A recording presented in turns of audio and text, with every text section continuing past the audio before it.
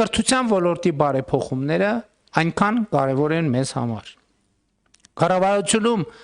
տեղի ունեցած քննարկումների արդյունքում մենք որոշել ենք, որ հանրակրթական մեր դպրոցներում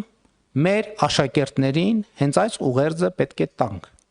Պետք է նրանց ուղիղ եւ աներկբա ասենք. Սիրելի երեխաներ, լավ սովորեք, որ լավ ապրեք։ Այս համատեքստում սակայն մենք պետք է ընդլայնենք լավ ապրելու մասին մեր պատկերացումների շրջանակը եւ ճշգրտենք այդ շրջանակը։ Ինչ է նշանակում լավ ապրել։ Իհարկե անհատական մակարդակով յուրաքանչյուր քաղաքացի, յուրաքանչյուր անհատ ինքն է որոշում, թե ինչ է նշանակում լավ ապրել։ Դիոգենես օրինակ ապրում էր տակառի մեջ, որովհետև համարում էր, որ դա է կյանքի կատարյալ ձևը, բայց սա էլ առանձնահատուկ դեպքերն են,